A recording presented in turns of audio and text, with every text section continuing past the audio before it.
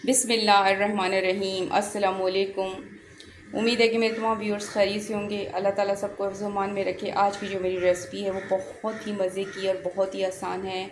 इसको बनाना बड़ा आसान है। इसके तकरीबन तमाम इंग्रेडिएंट्स घर में मौजूद होते हैं। आज मैं आपके लिए प्याज का पराठा बनाऊंगी जो बहुत मज़े का बनता है। इस वक्त मैंने इस पराठ के अंदर 1 कप जो है मेरे पास मैदा है और हाफ़ कप मैंने जो है आधा जो है वो चाकी का आटा लिया। दोनों को मिक्स करके मैं आटा गूंथती हूँ। और आपके पास जो आटा है आप इस्तेमाल कर लें। आप इसमें नमक चाहें तो आप डाल लें वरना स्किप कर सकते हैं। अगले स्टेप में आटा गूंथ कर मैं आपको दिखाती हूँ।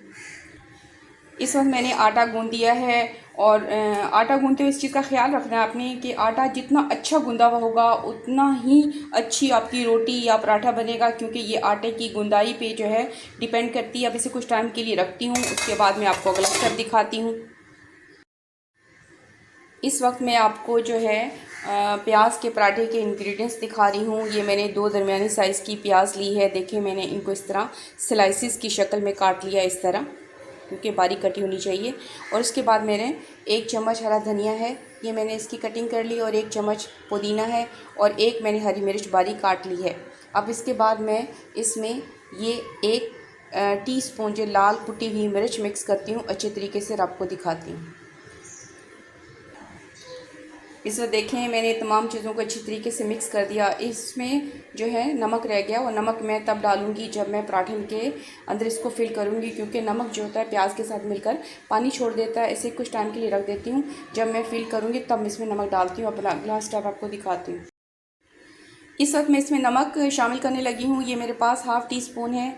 नमक या मिर्च कोई भी चीज़ है आप अपने टेस्ट के लिहाज से इसमें इस्तेमाल कर सकती हैं। अब इसको मिक्स करती हूँ और आपको दिखाती हूँ। इस वक्त मैंने सॉल्ट और मिर्चें तमाम चीज़ें में इसमें अच्छी तरीके से मिक्स कर दी। इसके बाद आपको मैं अगला स्टेप दिखाती हूँ।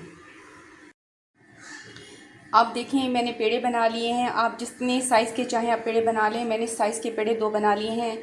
अब इसमें हर पेड़े के मैं 2 हिस्से करने लगी हूँ, ताकि मैं इसके अंदर इनकी फिलिंग कर लूँ इस तरह बराबर।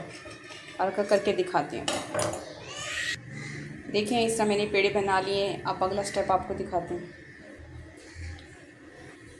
इस वक्त मैंने इस साइज़ के पेड़े बेले हैं, देख लें, और ये इसकी मोटाई है।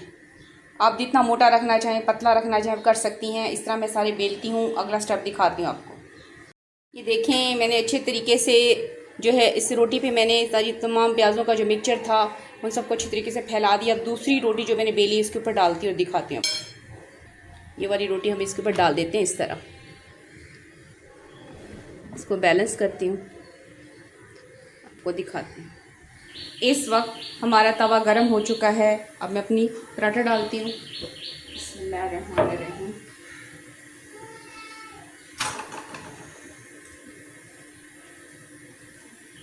अब कुछ टाइम इसके बाद पकाती हूँ और इस पर ऑयल लगाती हूँ।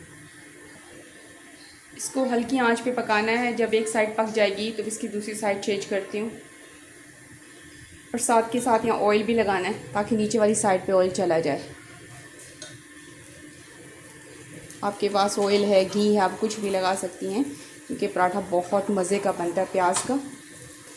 आप हल्का हल्का ऐसे भी कर सकती हैं ताकि चारों तरफ से ये पक जाए। अब हम इसकी साइड चेंज करते हैं। बिस्मिल्लाहिर्रहमानिर्रहीम। यहाँ भी ऑयल लगाती हूँ।